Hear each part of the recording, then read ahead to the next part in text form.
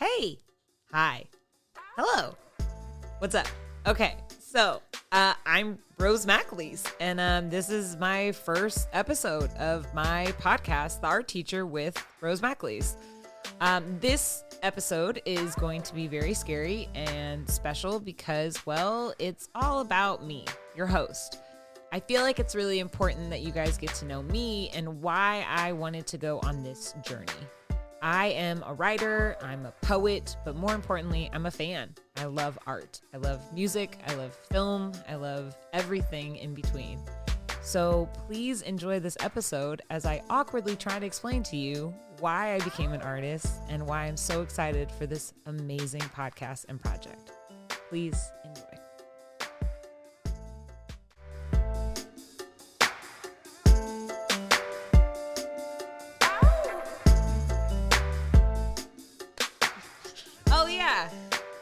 Art teacher, take one.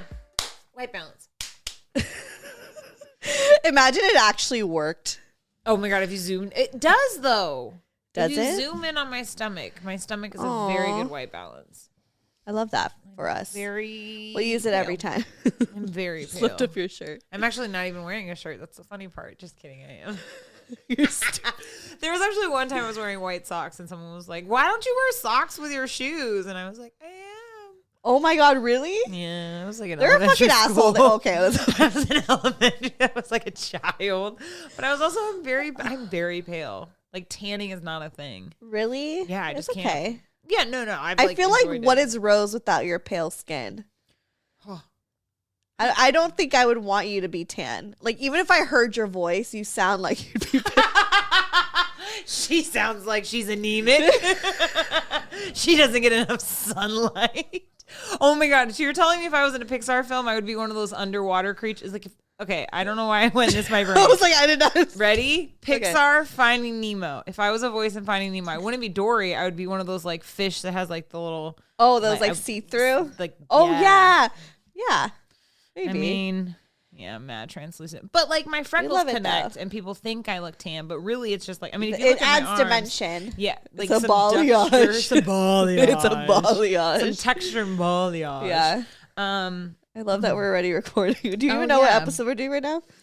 No. Let's do yours. Let's talk about you, Rose. Let's talk about me. This isn't Broke Therapy. You should have just like broke into it and not told me it was the episode we're talking about me. Well, here we are. Okay. We can't avoid, and like if you're coming onto the show to dissect everyone else's artistic problems, we have to know where this is coming from and why you decided to name it The Art Teacher and what this podcast means to you. Artistic problems first. Yeah. That makes sense. I mean, you don't have to share everything that you don't want to share, but like your story, like who's Rose? Why? How did you fall in love with writing? Mm-hmm. You know what I mean? Like, no, that makes sense. Okay, fine. Hi. Like who you are now, what you want for yourself, and like the struggles, the real shit. God. You know what's really interesting is I kind of went on this tangent today on Instagram. So as one does, I do like these like corny book reviews. Yeah. I also just do it for my own sanity because people actually read your book reviews. That blows my mind. I see it. Because I don't register read. I don't read. Fine. I don't read. I'm a visual person. Well, I mean, that could be visual. Yeah. No, but I get what you're saying. You don't hallucinate. That's right. What reading is. Yeah. It's staring at like blank page. Like, yeah. I saw a TikTok that was like, reading is just staring at dead trees with tattoos and hallucinating. And I was like, it's true. It is hallucinating for sure. And it's fun. It's casting it in my own head and everything. Yeah. But I like went on this like tangent about like this book that I read that was like so bad and so terrible, and I don't understand how it got published. And I was like kind of like Max. I was like, damn, like this entire industry is just led by like corny ass gatekeepers and like these like pseudo like tastemakers, and this book was published because it's like very academic-y and like she went to all the right schools and right. It was just like the name. It was just her name, and it was just such a terrible book, and I hated it so much. That point came to the point where I was like, I want to start a publishing company. I was like, I want to publish my friends because I know so many amazing writers. You would be a great publisher. You would be great at anything that you want to do. Like you just are that person. I feel like I'd be a really awful astronaut. because I don't like because you don't want to be an space. astronaut. So I'm like the reverse of someone who has claustrophobia. Like I hate wide spaces, like big open. right. It's like space terrifies me. But that's not. What I want to this go to is. space. Why? I mean, I don't think Why I do you can wanna because go I've smoked a lot of menthol. I heard if you smoke menthol cigarettes, you can't go to space. Said who? So that dream is done. I don't know. My friend Mary. Hi, Mary. Hi, Mary. I mean, I have to fact check that, but I remember she was like, "You sure you want this menthol because you can never go to space?" And I was That's like, such a great way to stop people from smoking. "Right," though. but I was Do you like, want to be an astronaut or not? Do you want to go live on the Jeff Bezos planet or not?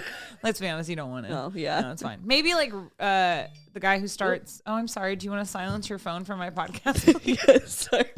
Please silence all. It was phones. stereo hitting me up. What's funny though is if someone was listening to this on their phone, they would have been like, "Did I get a?" Yeah. Nope. It's just Steph No, being it's me. wildly popular. It was like a notification from an app. Oh, see, that's how they get you. Yeah, but I thought that whatever. Continue. Oh my god, yeah, we've gone on so many tangents Yeah. in space and everything. But yeah, so I'm Rose McAleese. Where do we? I was born on Halloween night, 1989.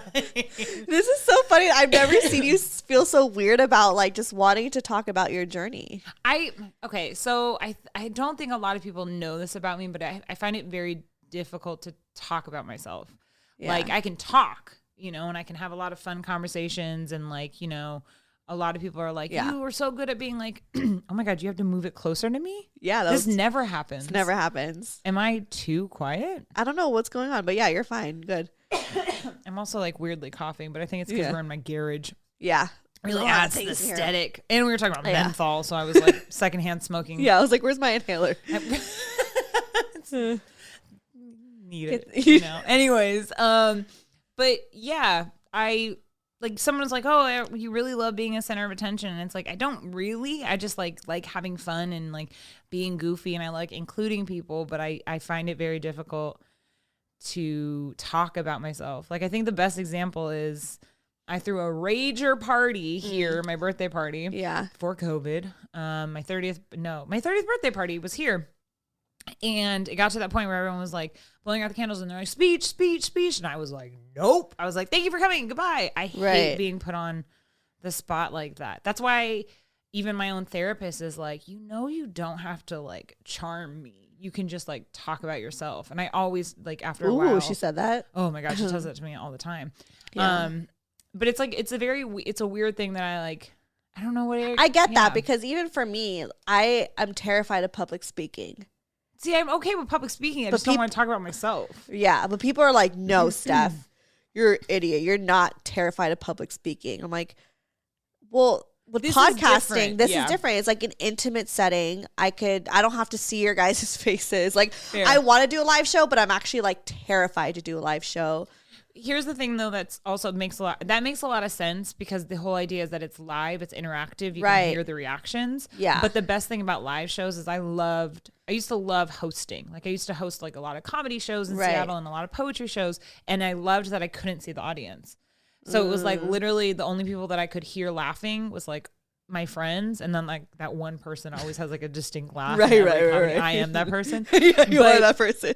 But it's like, yeah, so like it's live, being afraid of public speaking, but having a podcast and having like a platform like this, that makes complete sense to me. Yeah. Because the two do not correlate. They don't actually happen in the same Exactly. arena. Yeah. So And it's like an intimate setting and versus like, versus just like this where you feel safe, you have something, I used to know a friend of mine who was like a singer, and she had to always sing like she was holding a mic, like pretending to hold a mic. Yeah. And someone was like, girl, you gotta let go of that. It's a weird, like kind of like a like how crutch. performers always like to touch their hair during, because it's just like a nervous reaction.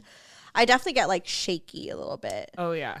Or like I can't make eye contact if I'm like live or something, or like doing a presentation. Like I can't. Oh my God. See, that stuff I can do. But if the presentation, like right now, is about me, I can literally sell everything else, but I can't. I don't know why, but I do. It's also really weird because as an artist, you kind of are selling yourself. There is a form of marketing involved into it. So, and especially like being in this industry of a screenwriter, the famous Steph producer sneeze. every episode has one. Because it's this garage. It makes me sneeze. And I also have really bad allergies. It is very much this dusty ass. But the garage definitely heightens it. It adds to the flavor of it. Yeah. but like, I don't even remember what I was like saying, but just basically the fact that like, it's just really hard for me to kind of like, but being in this industry right. And like learning, having to like network myself and kind of like doing this like weird outer body experience. Like when I have general meetings with like producers or directors or production companies, I like turn it into this thing where I'm like, okay, you're selling Rose McAleese. Roseanne is in the room right now and she's fucking terrified, right. But you got to sell it for her. And it becomes like this thing where I just like having that kind of persona, the artist persona come out versus like your normal day-to-day self. Which is also really weird because it's like, you know, I understand why people have that. Like Lady Gaga, if you know, follow her and like why she chooses to always go by Lady Gaga versus like Stefanie and like how she handles that. It's like, it's just safety. It's a precaution thing, you know? Yeah. And I'm very outspoken and I'm very vocal and I'm not afraid to talk about anything, but there are some things that I kind of like to keep to myself and certain aspects of my life that I'm not like all about, but I know how to perform. I know how to like turn it on and off sometimes. And it's especially even weird just being a writer because writers tend to be very, you know, existential, like crisis little things. You know what I mean? They're very like, you know, they're extroverts. They like to spend time alone. And here I am. I'm very introverted. I like to kick it. I like to hang out with people. We know. I'm reversing it. Yeah. I'm so dyslexic. That I can't even. But that's another thing about you too. Is like you're dyslexic and you chose to be a writer. Like there's so much to touch base on. I'm severely. So let's talk about that. So I was diagnosed with a rare form of dyslexia when I was about, I think in 6th grade. I basically like skidded through elementary school by just being like charming. And like, I have this, when you have you are very charming. Thank you. Charles McAleese import. I get it from my father and my mama. They have very charming parents for sure. It's so hard to live up to them. But so through like elementary school, like, so when you have a reading disability, usually what happens is you kind of make up for it somehow. Right. So I'm really good at memorizing things.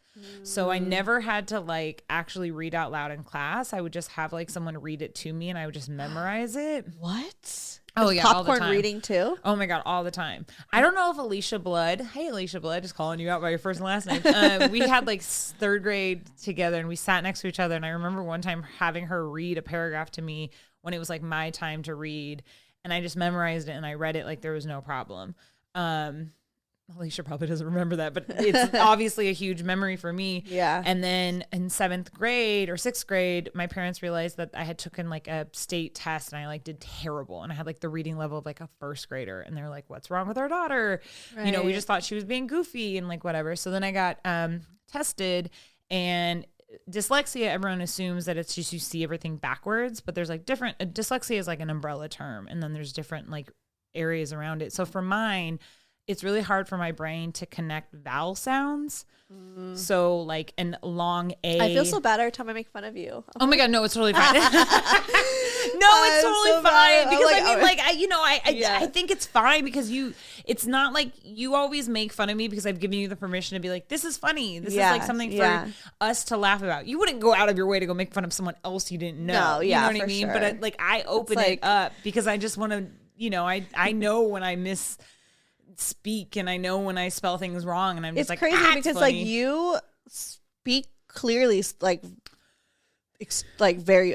Now I'm feeling like you are like an amazing speaker. I know, but I am making up for it. So I see what you're saying now. I speak very loudly and I speak very fastly, and so that's one of the things that's tied to my dyslexia is that it added a speech impediment, and I have a slight speech impediment. There's different types, and mine's very like small, but it's the fact that my brain is trying to decipher, is that a long A or a short A? Is that a long O? Is that a short E? Like I'm trying to do in my brain, and my mouth is moving 20 times faster than my head. So when I say certain words or certain phrases, I'm like, I say it like with the whole, like just now, the introverted, extroverted, and my brain's like, no, you got that wrong. but I like keep going and I'm like, oh wait, like it's one is literally the toad and the other one is the rabbit.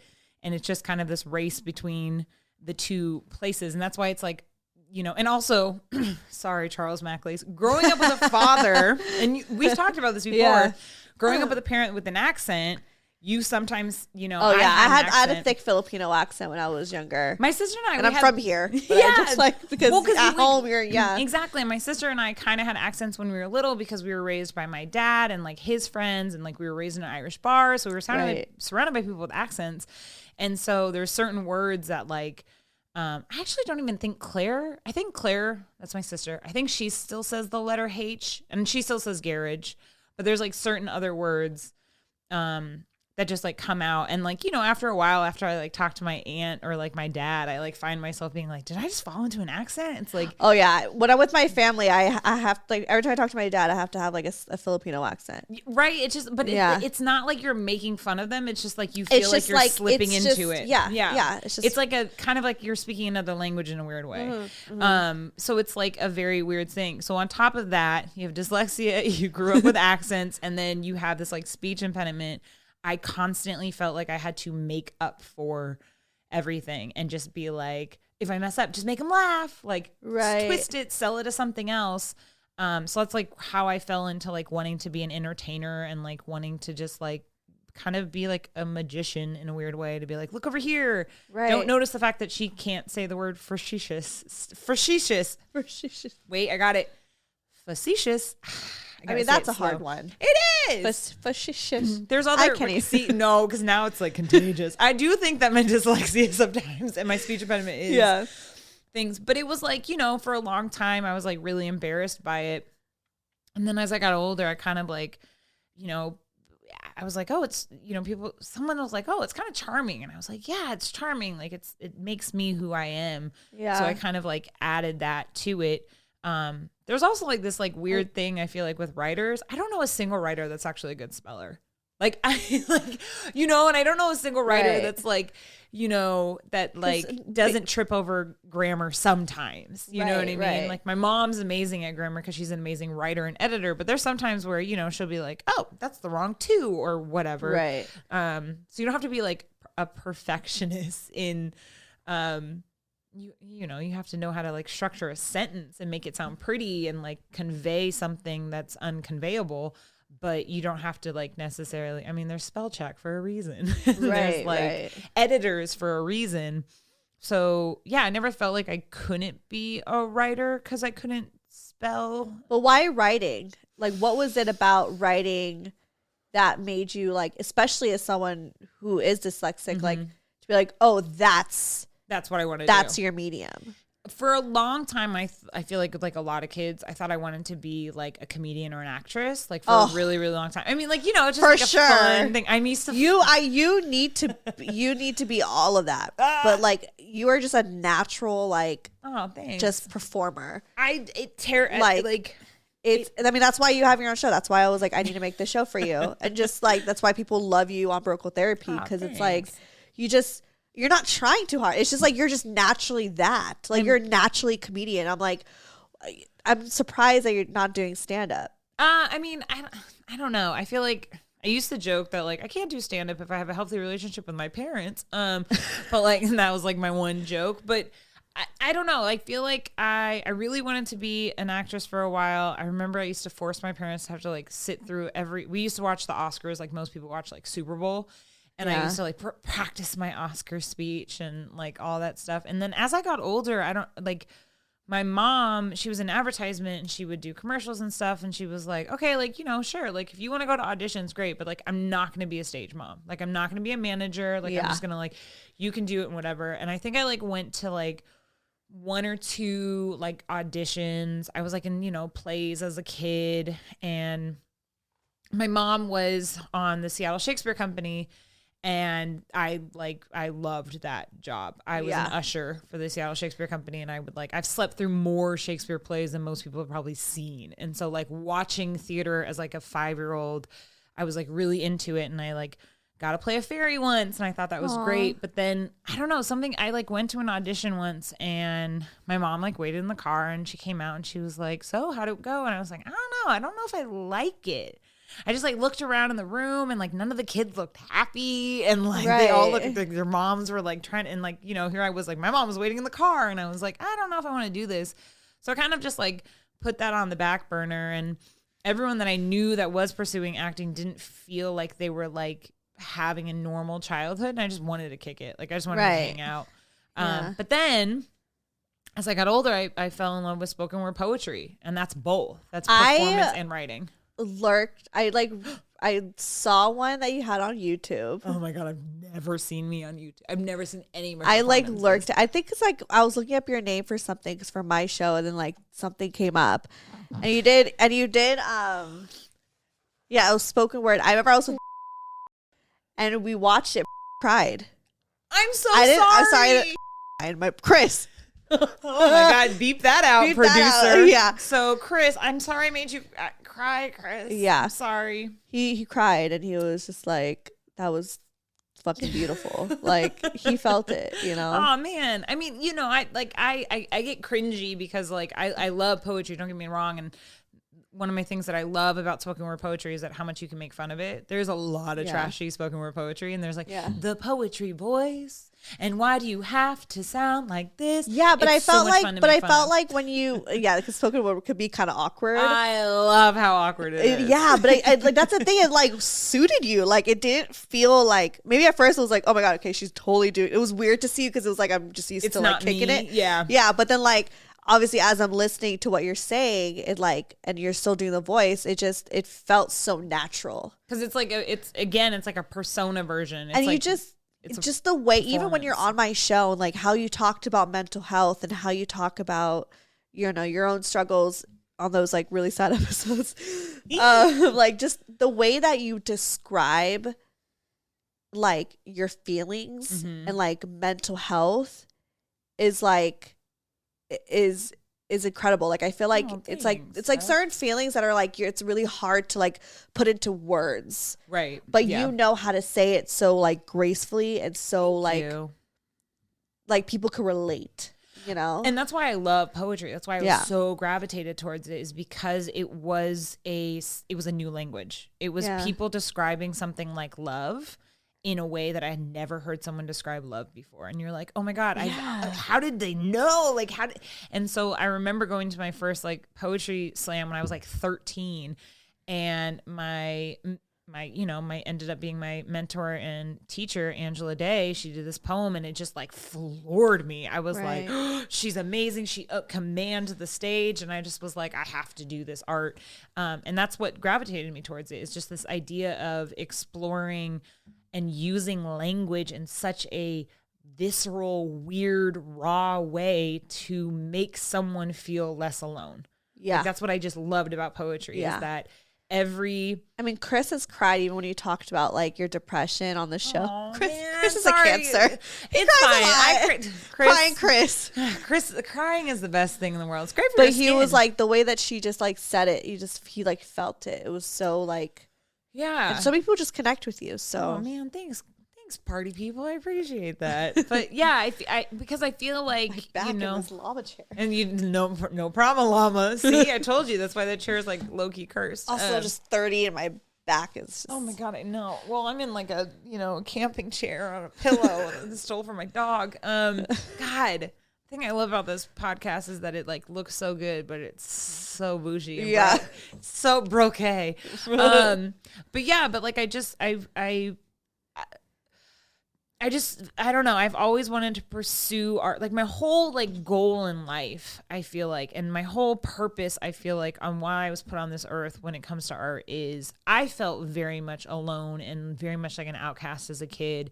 And I felt really weird and I felt really different than everyone around me. And I just was like, this isn't a fun feeling and I don't want anyone else to feel this. Yeah. And I got really into, I love Robin Williams, but, of course, when he killed himself, and I got really into his stuff, and he said that once. He goes, the funniest person in the room has also been the loneliest person in the room. Oh, for sure. And that just like really resonated in me. And that's kind of like always been like why I create and why I'm an artist and why I was a writer, is because I wanted to be able to just have one person hear my poem and be like, oh my God, I thought I was the only one. And it's like, you're not, you have a homie, you have a friend. And like, that was always, I mean, the most rewarding thing about any time I went to a poetry like competition or anything was just to have that one person come up to me and be like, thank you. And I'd be like, that's it. Like, I can really like tap out. Like, that's such a great feeling, because in that there is a blossoming sense of like community is being born and like being creative. Yeah. And that's why I love being an artist, is that it is a community of outcasts and misfits and weirdos, and it's the family you chose, and it's and it's really, it's just kind of like what I want. I've always, I've literally been like the only one in a lot of situations. Like the way I grew up, I was very much, sometimes the only white girl in a situation, or, other times the loud friend, the loudest person in the room. And other situations I've been the only girl. And so being like the only is not a lonely feeling. It's just, there's a bunch of us. It's just, sometimes we're not all in the same room. Right.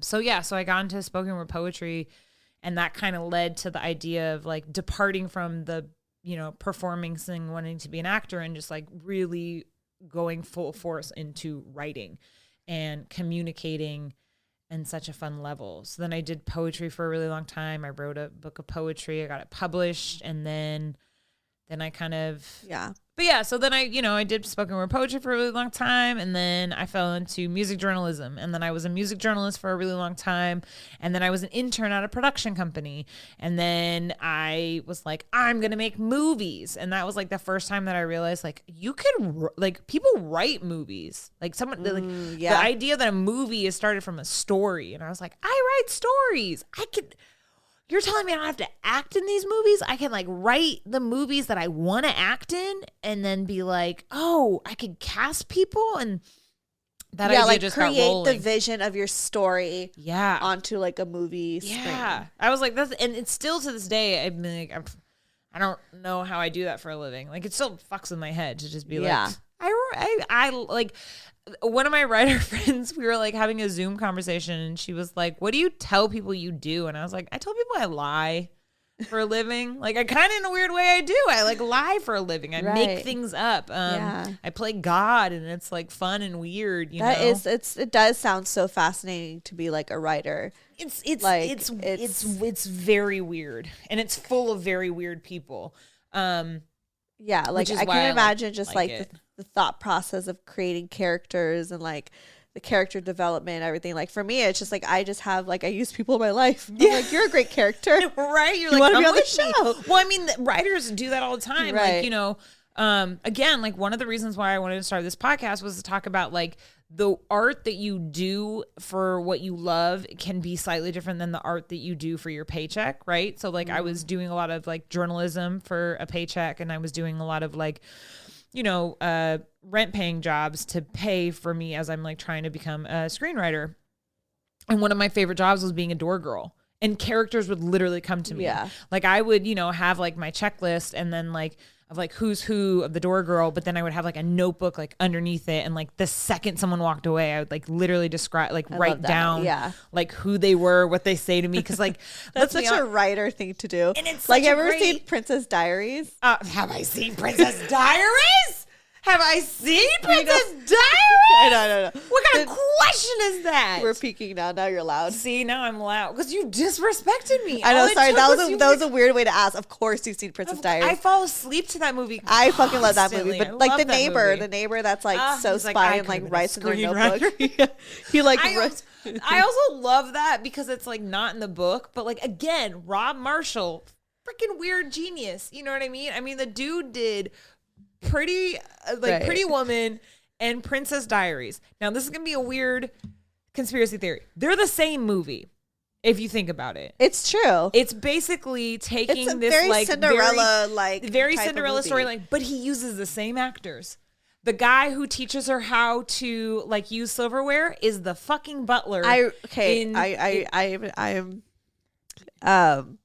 I don't think I've ever seen Pretty Woman. Oh my God, that's completely okay. But when you watch Pretty Woman, it's literally the same cast. I thought you were as gonna Pretty movie shame me. You know, Oh my people are God, just no! You had like I've never seen Step Brothers, and people Okay, are like, no. Here, you know why I hate. This is why I hate movie shamers. Okay, I'm gonna say this on the record. There have been so many times where I've been in a conversation with someone and they're like, "Oh my God, I just watched." Oh God, what's a movie I haven't seen? Oh, I just watched someone goes, I just watched The Matrix. It was amazing. And I was like, oh, I've never seen that. And they're like, what? How come you've never seen that? Bitch, you just watched it. So how are you going to shame me when like literally you just came into this world in the sense of like what it is? There are certain movies I feel like if you were to be someone that's like, I love movies, I study movies, and I name these movies, and you're like, I've never seen them, I'd be like, what? Exactly. But if I'm you're over just here a consumer of films I'm that a make you consumer, happy, then I don't give a fuck. Like I'm like such a basic bitch. I love Clueless. Like, okay, first of all, stop. Do not associate basic bitches with Clueless because Clueless is Academy Award snubbed film. That movie fucking is so amazing. It's Emma. It's Jane Austen. It's the costumes. It's the costumes. It's the diversity. It's the it diversity. was hella fucking diverse. Yes, so diverse. Way ahead of its time. The makeup, the cast, the crew, like everything. The fact, I mean, I'm sorry. The fact that Stacey Dash was older than Paul Rudd, but was playing a 16-year-old and he was playing a 20-year-old blows my effing mind. Yeah. It is Clueless is I will go She doesn't on a age. dissertation on how perfect that film is. That movie is literally like so one of the greatest movies Everything of all time. is so good. It's so good. It's so good. And it's so culturally like perfect. It's exactly like down to the T to the like the everything. Just everything. I mean, just the structure of. I mean, it's Jane Austen. Yeah, she took Emma, which was a Jane Austen book, and was like, I'm gonna set it in fucking Beverly Hills and make it about this like brilliant girl, and her weird friends and her language and I don't. Oh God, sorry. Now you got me on a tangent. I know. but Okay, no, back I'm to never you. gonna movie shame anyone. Okay, thank you. Because it's completely fine. I feel like if someone. It's different though. I feel like you can be shamed if you're someone who's like, I love movies. And it's like, if you name like, I always think it's very interesting when people are like, I love screenwriting. And I'm like, oh yeah, one of the best scripts is Casablanca. And they're like, I've never watched Casablanca. I'm going to movie shame you. Yeah. Because like Casablanca. Because if you're going to act like you know these things. You and better act like know. You better know. The same way that I am one of those people that's like, I love to hate educate. Like I hated the book I just read, right? But I had to finish it because if someone was like, well, if you finished the book, you would have liked it. And I would be like, no, I read the entire book because I want to be educated on my hate. Yeah. But anyways. Back to your journey. Because there's so much to cover though. I know. There's so much to really cover. So you wanted to be a writer. I wanted to be a writer. And like, I know your mom is also a writer as well too. And you've been really open about this on Broco Therapy. I love how I'm like taking over the show. No, I love this. But when this is the first episode, I want this to be all about you before we learn about everybody else. But yeah, like you've been open about like your mental health. Mm-hmm. And like I think that's also plays such a huge part of you as like a creator. You know, it's like it's just I feel like you're like an onion. There's so many layers. There's so many layers. Okay. And it's is that all a Shrek reference? Because if so, I love it. I think I did take that from Shrek. That's a nice boulder. Sorry. I love Shrek. Somebody. I love quoting that movie. I know. But yes, I'm an onion. I also make you cry. That's so true. You always make me cry. Remember that last time? Yeah, I know. I'm sorry. I'm good at that. And I make Chris cry. Jesus. Yeah. But it's just like, I feel like that. I mean, I could only imagine that just giving so much perspective in your art. For sure. And I mean, I feel like that's, like I said, like when I was a little kid, I don't know. I felt like I just, not that something was wrong, but I just felt really different. Like I was really obsessed with death. And I know like now it's like, it makes sense. It's just because, you know, when you're a kid, like I just remember everyone being like so worried and obsessed with like, what are we going to do when we die? Like, what happens to us when I die? And I would just be like, where was I before I came here? Right? Like, what was I, like, what do you mean I was like, just some, like, do you believe in like past lives and shit? I don't, my verdict is still out on that. I feel like I do because one time a friend paid for a psychic to tell me about my past lives, and she told me some really cool stories about my past lives. So I'm like, I will subscribe to those. Like, for one of them was that I was a prostitute in the 70s, and she was like, that's probably why you like fur coats. And I was like, okay, psychic. I could see you being a prostitute in the 70s. I know. Apparently I was killed by my pimp, but like, whatever. But also like, great story, right? Like, I know. I'm sorry. I went on a tangent. See, you asked about past lives. But I mean, like, what? On a side note, I need to learn like, more. We'll talk about this. Like, she was like, he was like my friend. She was like, it's your 30th birthday. I paid for this lady. She knows nothing about you. And like, we did like a Skype call, and she like told me about past lives. Anyways, but yeah, so I like it's a fun thing to believe in, and I think it does describe why certain things do happen to you. And why deja vu, which is just such a really interesting concept and everything. But like as a kid, I just always felt really weird, and I couldn't explain it. And I would get really sad, like really, really sad, and then super, super happy. And like, I never understood why. And I remember like always having, like, I remember when I was like 6 and being like, Mom, I think I need to talk to someone. Yeah. And she would be like, no, you're fine, you know, because I was such like a rambunctious, like goofy kid. Like for a long time, my parents thought that I was just putting on a performance, you know? Yeah. Like, they're like, oh, she's just she very read somewhere. funny. Yeah, she read somewhere that people see therapists, and was like, she's 6-year-old Rose wants to see a therapist. And then as I got older, my parents were like, okay, like, you know, if you want to go talk to someone. And I was like 14 when I was diagnosed with depression, and I have it's a genetic thing that my serotonin levels, see, I can't even say certain words, are really low. It's just the thing that happens genetically and stuff like that. So like, you know, you're predetermined to have these weird things happen to your brain, and I just remember being told that, and like it explained so much. It explained like why I was like, you know, would feel so sad for like weeks on end, and like why I couldn't get out of bed, and like why I was so gravitated to things like, you know, self-harm and all this stuff. And then it also just like, I realized like, this is why I'm obsessed with Sylvia Plath. This is why I'm obsessed with Shakespeare. This is why I'm obsessed. They're writers who were also dealt with these like very scary topics and didn't understand. Because you related. I just related, you know. It's like it just like made sense what these people that I was reading at a very young age were like. I knew what they were saying, but I couldn't place it. And then it made sense that I was like, oh, this, I get what's happening in the world. So then I kind of like, and you know, of course, like I was diagnosed when I was like a teenager, so it wasn't cool yet. You know what I mean? Like I wasn't telling people. And back then it wasn't like mental health was just not something people talked about. No. And it was like frowned upon if you were like bipolar. Like exactly. You look like a monster if you had any of those like exactly. And people use that word all the time, like, oh my God, he's so bipolar, and it's like he's so hot and cold. And like I don't actually, as someone who is bipolar, that doesn't bother me, but I do know some people in the community that are offended by that. But, you know, and it wasn't until I was in my early 20s that I was diagnosed as bipolar. And that, like, then I was like, oh, my God, that also makes sense. Right. Like, why I have so many high highs and low lows.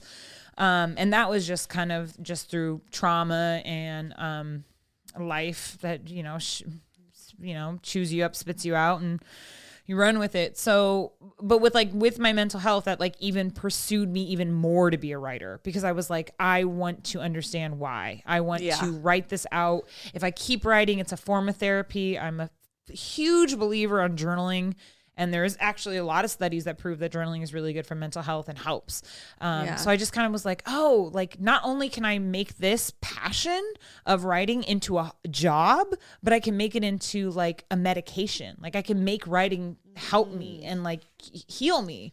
What? Isn't that like everyone's goal in life, is to find something that like you can make money off of, and then also be able to like love and it, you know, and don't get me wrong, there's sometimes I like hate writing and I like want to like throw my head against the wall. Sometimes I feel about that with podcasting. I'm like, I just need a break. I don't want to talk to anyone right now.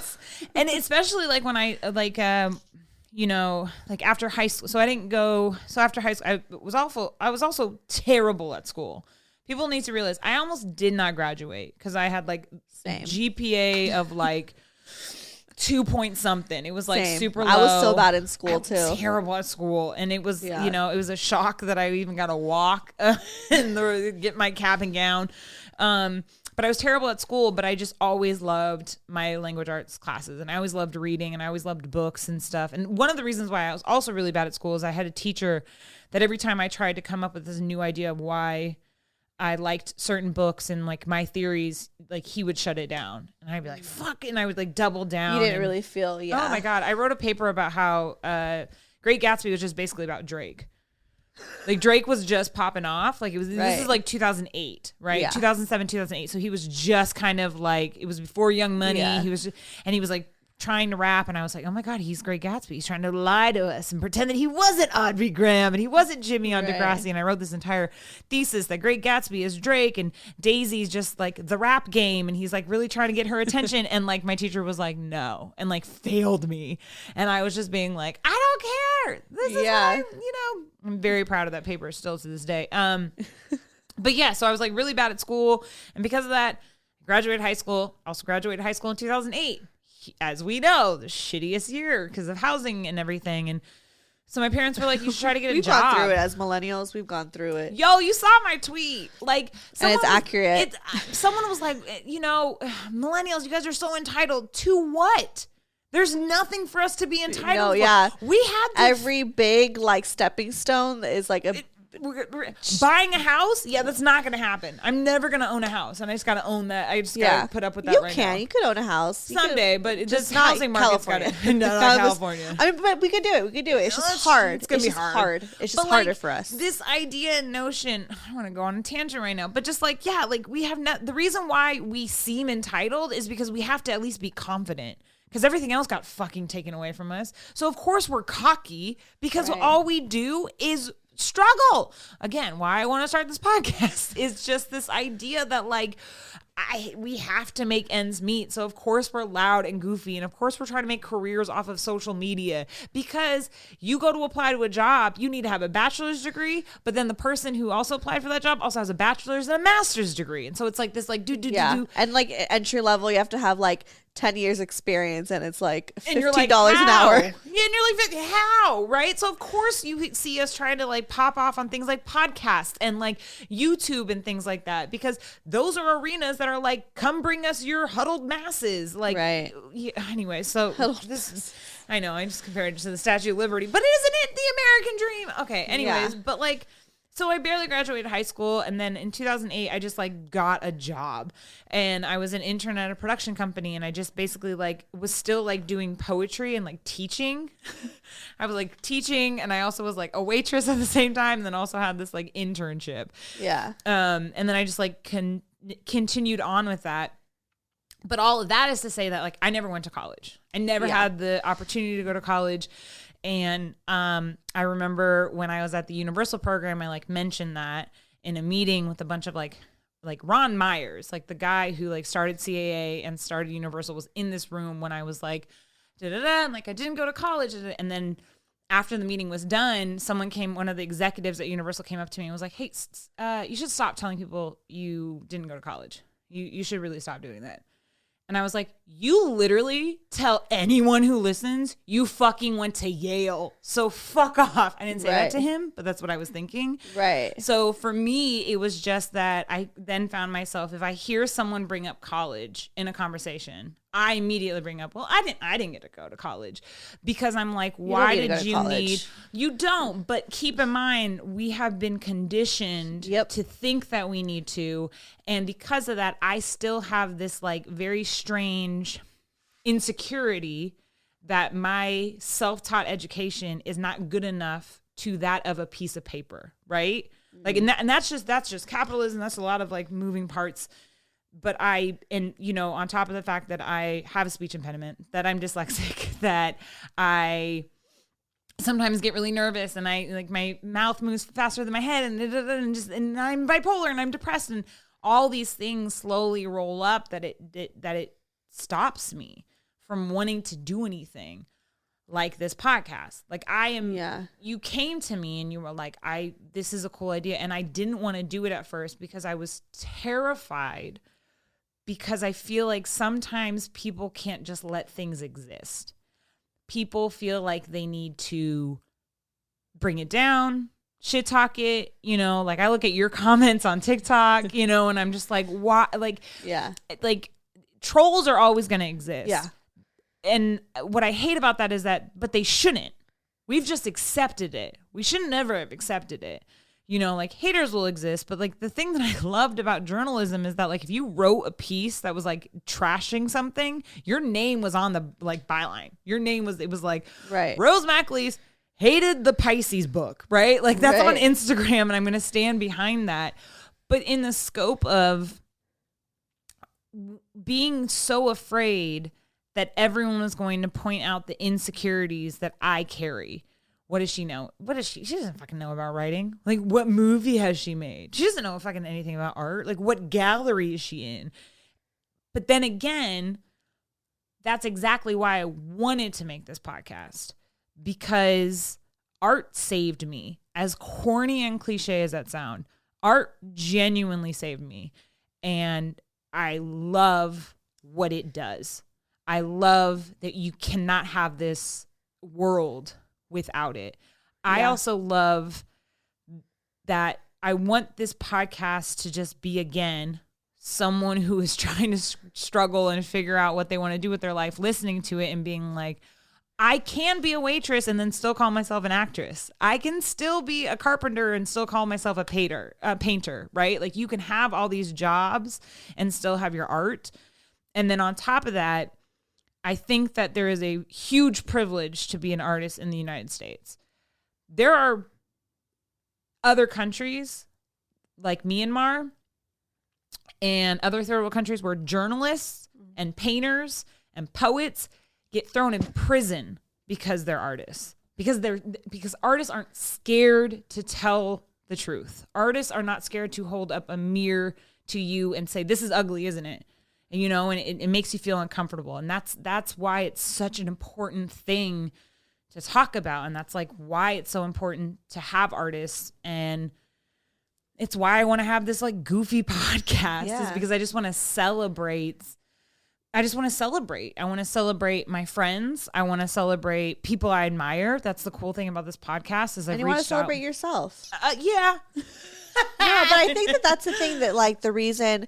So first, when I approached you to do this show is because I decided to fully become like in the podcast world and produce, and I wanted to get more jobs. So I was like, well, I've always deep down wanted to do a show for you. We've talked about it a lot in the past, you know, but just the timing, it just didn't work. Life.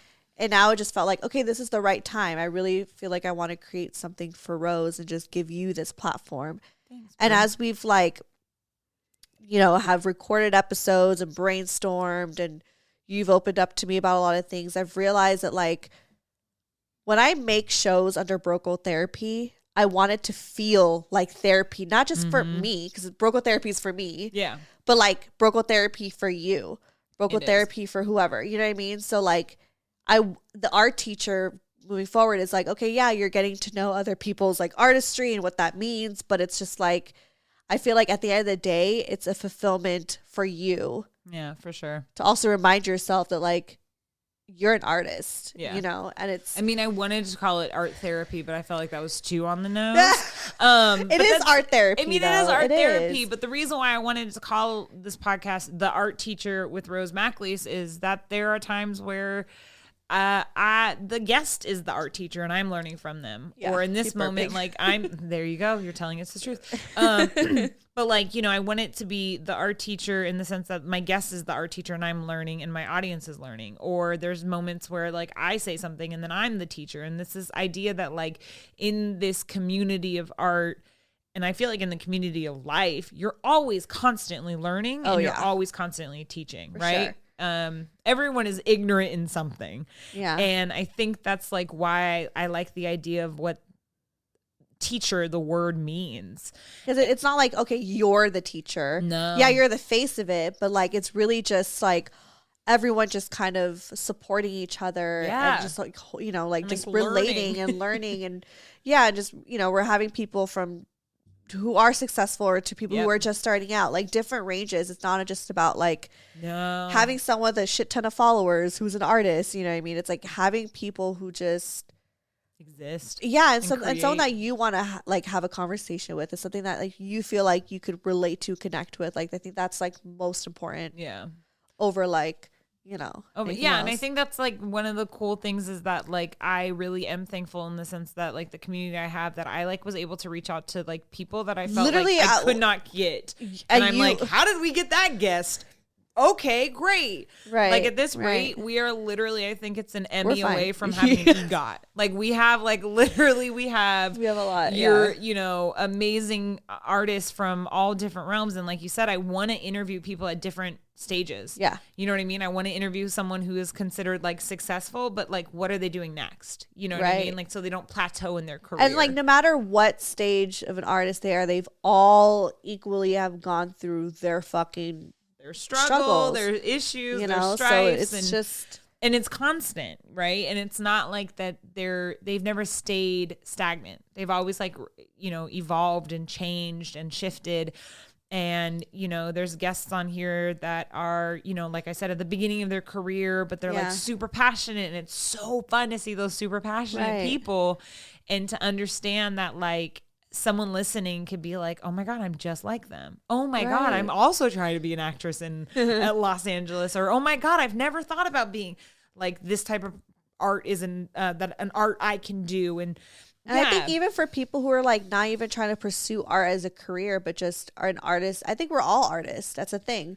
We all are in different ways. Yeah, for so sure. I think that like you don't have to be an artist, self-proclaimed artist, or Capital try to A artist, or pursue, a career in art or entertainment, whatever it may be. But like, I think that no matter what, someone is going to relate, no matter what, well, no matter what. Yeah, like because I feel like the seed is definitely art. Yeah. And then what grows from it is the fact that like you said, this is about therapy. This is about family. This is about change. This is about resilience. It's kind of just a podcast that about mental health. Mental health. It's about everything. You know what I mean? Yeah. It just sprouts from these conversations that I have with people. And also that's with Brooklyn therapy. Like, yeah, the core is like dating, sex, but really there's a lot more to it. It's a lot more to it. It's not just like, okay, let's learn how to have sex. It's like, you know what I mean? I'm not coming on here being like, your onion. Right. There's layers. It's not like, okay, I'm a professional, but it's like, that's the main topic. Mm-hmm. But then again, therapy, it dives in deeper than that. Yeah. So that's what you're doing. It's like, okay, yeah, we're talking about art, which is the same thing as like the sex from Brooklyn therapy, but it's going to go deeper than that. Yeah. And also, what is art? Which is, I asked my boyfriend that question, and he was like, that's the most frustrating question in the world, which is true. But I want to have that conversation, right? Like, what is art? What is art? Because then it's also who gets to call themselves artists, who are artists, because I have very interesting people on here. What is art that to some people Rose? might think, oh my God. Art is, I feel like anything that evokes a feeling. Like, again, I'm so obsessed with this book just because it's the last book I just read. The fact that I hated it still makes it art because it made me feel something. Like, everyone says the opposite of love is not hate, it's apathy. It's just the idea of like, interesting, and like moving on, right? The fact that this book made me so upset just shows that it's like, it did something. It did something. It evoked a feeling. Whether you in me, think which it was is good great. or not, it's still. It rattled something in me. I love hating things. I know that sounds really weird, and people are like, "Don't hate," but I just like. I don't know. I love to be passionate about the things I don't like because I can talk about why I don't like it, but then I can also talk about like why I still think it was so brave and amazing that person still made that art. She still wrote that book. You know what I mean? Even though it was shitty. Even though it was shitty for me, but there's probably like 9 people listening to this being like, Rose, you don't know what you're talking about. It's a great book. Probably. I don't know. But it's subjective. It's subjective. Which is, I think, why Anthony doesn't like. He's just like, things are black and white. Which is why I love and respect him. But yeah, like I feel like for me, art is anything that just rattles a feeling in you that you can't explain immediately. It's the whole idea. It brings back to the whole poetry where it's like it is very hard to describe love.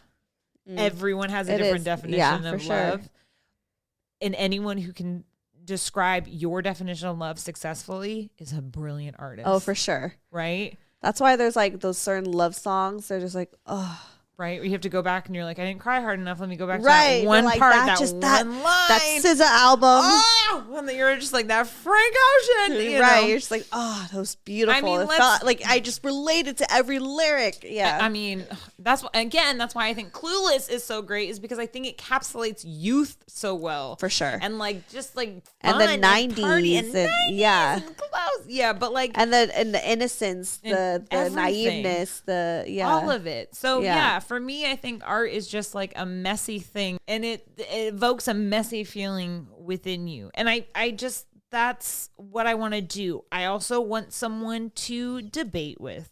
I know that sounds really weird, but I think debates are really great, healthy conversations. You know what I mean? Yeah. Like, I really, is a chef an artist, right? Yeah. We have a chef as a guest, and it's like, some people would be like, no, art that you can consume, that's not art. And it's like, but it is an artful like skill. Or, you know, I have someone who's a makeup artist, and someone's like, oh my God, yeah, makeup artist, that's literally in their name. But like, what does that mean if you're like, if I'm the canvas to someone's art? And Right. I just really want to explore all those things. And it sounds really like messy and intense and weird, which is what it is. But again, it just boils down to, there are a lot of beautiful, epic ass things that make this life. And there are amazing people behind it that make these things possible. Right. And I So just, beautiful. well, we could have just Well summed said. all that into one sentence Yeah. and had that as an episode. But yeah, I really just want to interview people that I am interested in and think are really cool, and just want to know their journey, you know? And also, I just want to celebrate art and the artists behind them. You know what I Yeah. mean? I do Yeah. not want to separate the art from the artist. I want the two to exist at the same time and see what comes out of it. Yeah. I'm so excited for everyone to really like get to know you and to get to know other artists, you know. Yeah, they'll get to know me slowly. They're excited to just even hear your voice. You just need to meet my dog, and that will explain everything. For sure. But yeah, so I'm Rose. I am a bipolar, dyslexic, Irish, daughter of an immigrant, charming, music nerd, movie junkie, writer person. And you're the art teacher. And I'm the art teacher, and sometimes I'm not. And that's why the podcast is called The Art Teacher with Rose McAleese. Put that in the promo, Steph. Okay. Well, and that was a good line. We love it. Oh, Jordan, it's fine. Shit. Okay. But yeah, would you like to plug yourself? That's how you end every episode. Is would you like to, or how I want to do it? How I Yeah, want to do we gotta it. do it is how you where wanna do can it. people follow you on your journey? I love that. I know, I do too. I just came up with that. No, you've been saying the other shows. Oh, this is the first sorry. episode. We can't even edit. You gotta edit Edit. it out. Edit it. And take two. Where can people follow you on your journey, Steph? They can follow me, Stefanie Maegan, or go to growtherapy.com. brocotherapy.com. All that shit is there. There's merch too. And you can follow me on my journey at Rose_Etta_Stone, or just, click the little subscribe button that you click to subscribe to podcasts. Or you can visit we have an Instagram. The podcast has an Instagram. It's the Art Pod. Art Teacher Pod. Jesus Art Teacher Christ. Pod. Listen to my producer. She's really great at her job. Thank you. You're worth all the money I don't spend on you. It's okay. Someday I will pay you a lot. You buy me food. You pay me. You've had your fair share of services coming over to my dungeon, to my place to do the show. Like, this is the least I could do. I miss the dungeon. I don't. Oh, okay, never mind. We don't. I do, but I don't. I wish I just kept it as like I should have kept it as like a studio, like a storage unit. Yeah. Anyways. Okay. Well, thanks. Bye. Thanks. I'm really excited. I'm so awkward at this. It's okay. But thank you so much. I'm really excited for this podcast, and I'm really excited for you guys to listen to it. Yeah. Bye. Bye. Bye.